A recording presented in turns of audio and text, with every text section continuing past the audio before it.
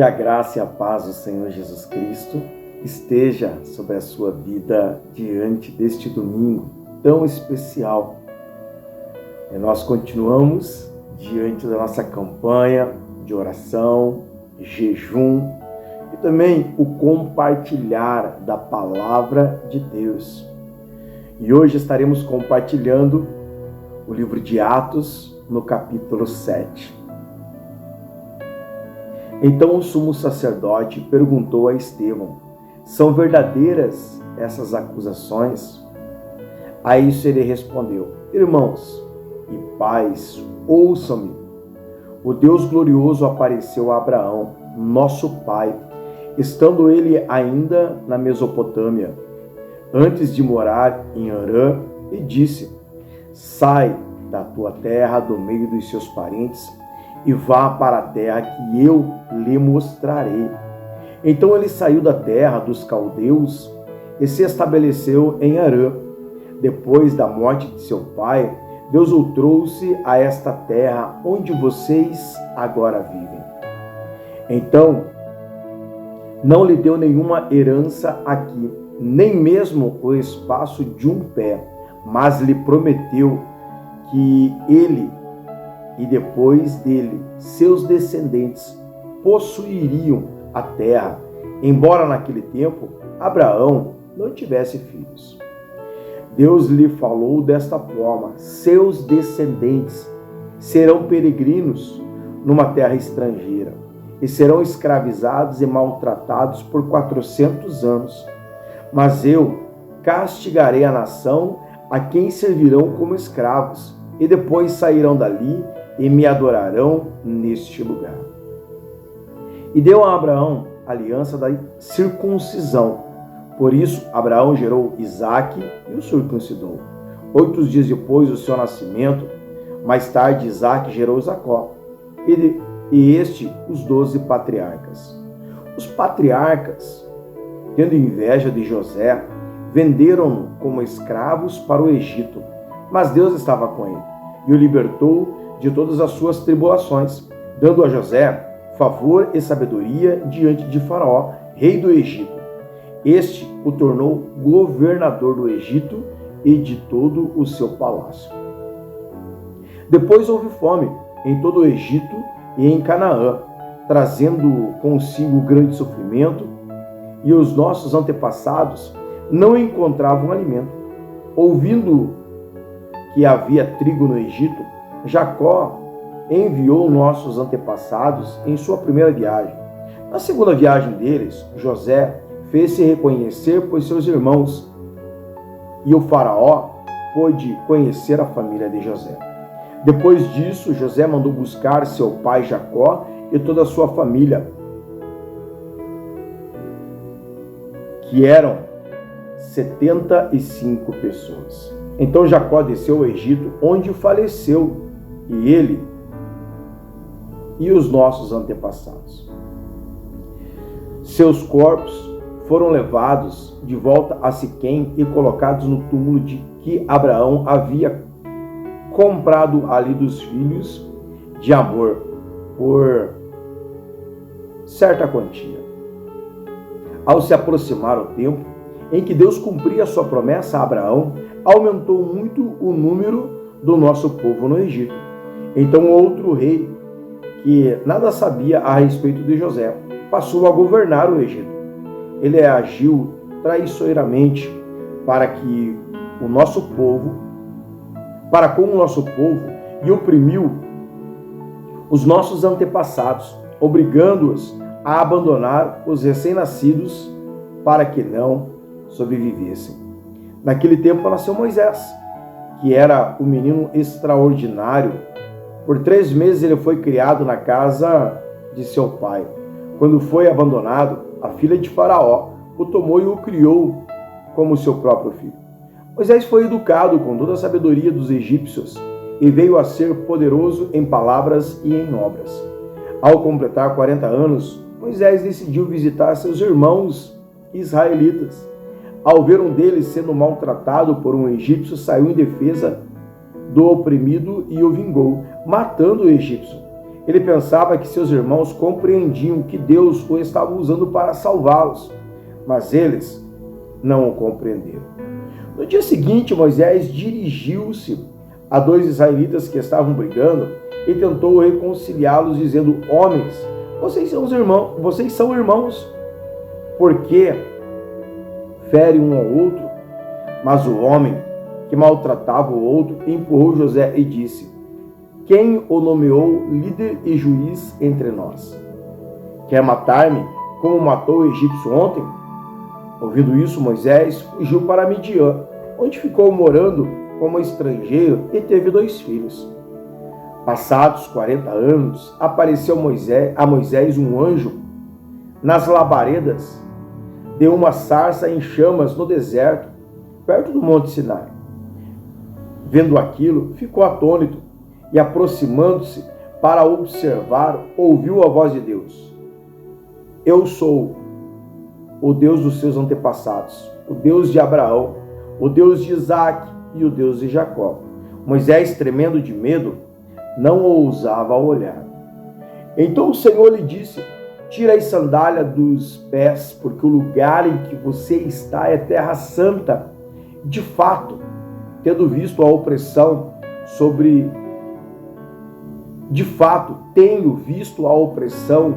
o meu povo no Egito. Ouvi seus gemidos e desci para livrá-los.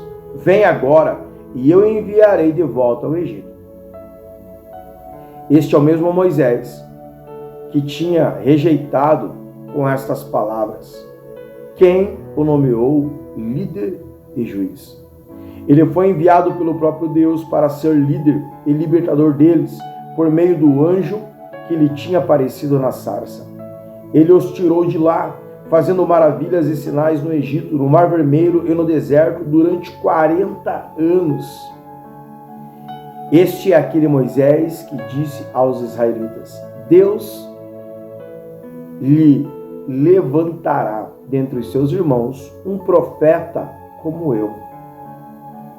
Então estava na congregação no deserto, com o anjo que lhe falava no Monte Sinai, e com os nossos antepassados, e recebeu palavras vivas para transmiti-las a nós. Mas nossos antepassados se recusaram a obedecer-lhe, pelo contrário, rejeitaram-no, e em seus corações voltaram para o Egito. Disseram a Araão: faça para nós deuses que nos conduzam, pois a esse Moisés que nos tirou do Egito não sabemos o que aconteceu. Naquela ocasião, fizeram um ídolo de forma de bezerro, trouxeram-lhe sacrifícios e fizeram uma celebração em honra aos que suas mãos tinham feito. Mas Deus afastou-se deles e os entregou à adoração dos astros, conforme o que foi escrito no livro dos profetas. Foi a mim que vocês apresentaram sacrifícios e ofertas durante 40 anos no deserto, ó nação de Israel.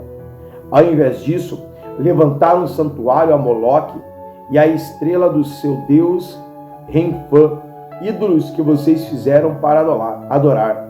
Portanto, eu os enviarei para exílio, para além da Babilônia. No deserto, os nossos antepassados tinham o tabernáculo da aliança, que fora feito segundo a ordem de Deus a Moisés, de acordo com o modelo que ele tinha visto. Tendo recebido o tabernáculo, nossos antepassados o levaram sob a liderança de Josué, quando tomaram a terra das nações que Deus expulsou diante deles. Este tabernáculo permaneceu até a época de Davi, que encontrou graça diante de Deus e permitiu que ele lhes permitisse providenciar uma habitação para o Deus de Jacó. Mas foi Salomão quem lhe construiu a arca. Todavia, o Altíssimo não habita em casas feitas por homens, como diz o profeta: o céu é o meu trono e a terra o estrado dos meus pés. Que espécie de casa vocês me edificarão? Diz o Senhor. Ou onde seria meu lugar de descanso? Não foram as minhas mãos que fizeram todas essas coisas? Povo rebelde, obstinado de coração e de ouvido, vocês são iguais aos seus antepassados, sempre resistem ao Espírito Santo. Qual dos profetas os seus antepassados não perseguiram? Eles mataram aqueles que presidiam a vinda do justo, de que agora vocês tornaram traidores e assassinos. Vocês que receberam a lei por intermédio de anjos, mas não lhe obedeceram. Ouvindo isto, ficaram furiosos, rangiram os dentes contra ele. Mas Estevão, cheio do Espírito Santo, levantou os olhos para os céus e viu a glória de Deus e Jesus de pé à direita de Deus. E disse: vejo o céu aberto e o Filho do Homem de pé à direita de Deus. Mas eles taparam os ouvidos e gritaram bem alto. Lançaram-se todos juntos contra ele. Arrastaram-lhe para fora da cidade e começaram a apedrejá-lo. As testemunhas deixaram seus mantos aos pés de um jovem chamado Saulo, enquanto o apedrejavam Estevão. Este orava: Senhor Jesus, recebe o meu espírito. Então caiu de joelhos e bradou: Senhor, não os considerem culpados deste pecado. E dizendo isso, adormeceu. Aqui nós vemos uma maravilhosa passagem, aonde Estevão se coloca diante dos doutores da lei para pregar a palavra, para falar do Evangelho. E estes homens atônitos, irados, revoltados, vêm contra Estevão de uma forma tão brutal que acabam apedrejando-o até a sua morte. Mas o que mais me evidencia aqui é a intimidade dele com o Espírito Santo de Deus. Ele olha para os céus e vê os céus abertos. Sabe, algo que precisa inflamar em nossos corações diante destes dias é que nós precisamos ter intimidade com o Espírito Santo. Indiferente da circunstância, indiferente do problema que tem se levantado, se estão tentando nos apedrejar, isso não pode abalar a nossa fé. Isso não pode desmorecer a nossa fé. Nós precisamos continuar firmes, fortes, constantes na presença de Deus, que Deus fará grandes coisas.